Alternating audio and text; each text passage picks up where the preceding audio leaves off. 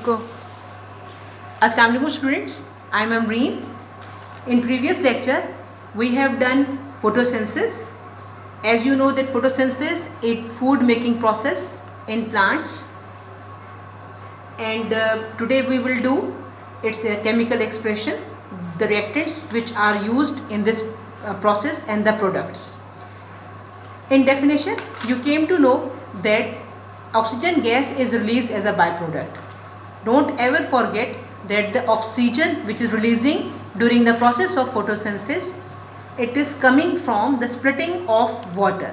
Water splits into hydrogen and oxygen, and it is the main source of oxygen, main and only source of oxygen. So here is a chemical expression of photosynthesis in which reactants are carbon dioxide and water. In the presence of sunlight and chlorophyll, they form carbohydrate C6H12O6 and oxygen, which is a gas. This is the gas which evolved during the process of photosynthesis. If you look at this chemical equation keenly, you will observe that in carbon dioxide the number of oxygen atoms are 12. Here in water the number of oxygen atoms is 6, and while on the other hand here oxygen which is evolving during this process, its number is also 12. It doesn't mean that this oxygen is coming from the oxygen which is attached with carbon. It is not coming from carbon dioxide. Always remember that the oxygen is coming from the photolysis of water. So the source of oxygen is the splitting of water. This splitting of water only takes place during light reaction. You know that light reaction is the phase of photosynthesis. So this equation is not correct. The correct equation is C6CO2 plus 12H2O.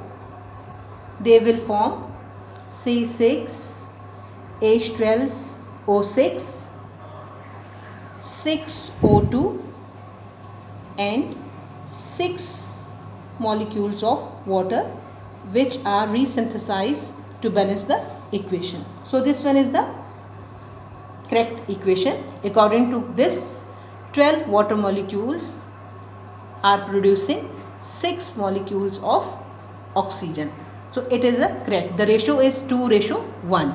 12 molecules of water are producing 6 molecules of oxygen. The prime objective of light reaction is the reduction of NADP. What is NADP? It is a reducing agent. It reduces NADP into NADPH plus H plus. So the reduction of NADP is taking place here. NADP is reduced into NADPH plus H. For the completion of this reduction process, we have 2 electron and 2 hydrogen. So in this way this will be reduced. Now question is that from where this hydrogen is coming, which is going to reduce NADP. This hydrogen is coming from the photolysis of water, in which water H2O, it is broken down into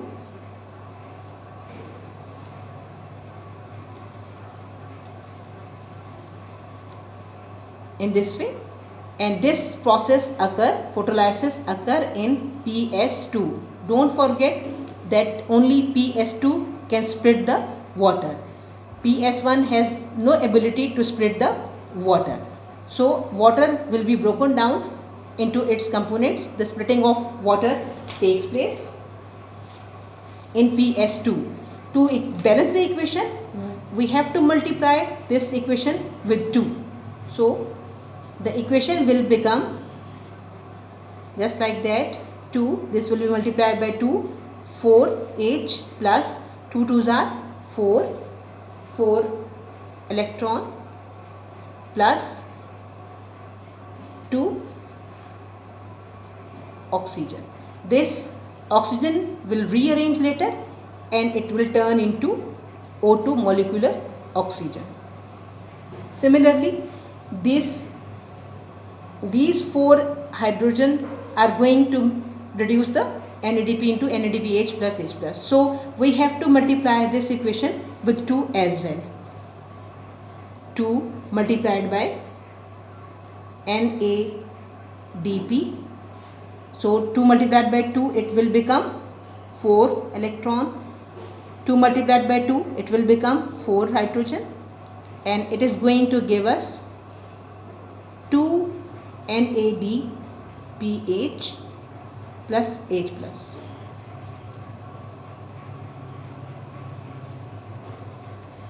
During the process of light reaction, cyclic photophosphorylation is also takes place. Photophosphorylation, as I have told you, that the synthesis of ATP is known as photocycle. Photophosphorylation may be cyclic or non-cyclic. Today we will do cyclic photophosphorylation. As you know, when atoms gain energy, the molecules, electrons which are present in the atom, they get excited. They absorb energy and they excited. From ground state, they transfer into excited state. When they lose their energy, they come down from excited state to the ground state again.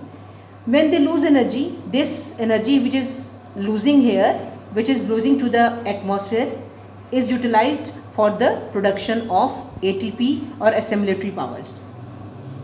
Here in cyclic photophosphorylation, this one is showing reaction center which is known as P700 or PS1.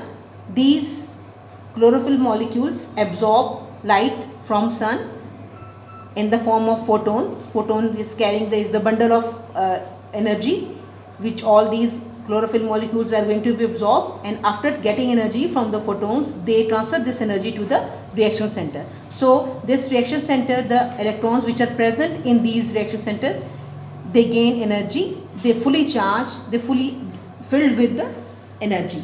After getting energy, they transfer themselves into exciting states. In exciting state, there are primary electron acceptors are present which accept these electrons, and when these electrons passes through the primary electron acceptor through mobile electron carriers, transport of electron and chemiosis take place. During this journey, means when they are losing their energy, the ATP is synthesized. ADP, adenosine diphosphate, accepts one phosphate and it converts into ATP in the presence of ATP synthase, or ATP synthase is also known as CF particles. We have done it before in the structure of thylakoid membrane. So, a function of ATP synthase is to prepare to synthesize ATP, which are going to be formed by the energy which is released by the electrons when they are coming down, when they are losing their energy. When electrons lose their energy, it becomes exhaust and finally come to the starting point. It again comes into the ground state. In ground state, electron get energy and becomes excited. These excited electrons are accepted by primary electrons. With the help of mobile electron carriers, these electrons move and they lose their energy. This lost energy is utilized for the preparation of ATP in the presence of ATPase. As a result of synthesis, whole energy is utilized to make ADP into ATP. So the electron, after losing their energy, they become into their ground state. So from where they have started their journey, they come at the same point. So it's just like a circle. That's why it is known as cyclic photophosphorylation. Here few points must be clear in your mind.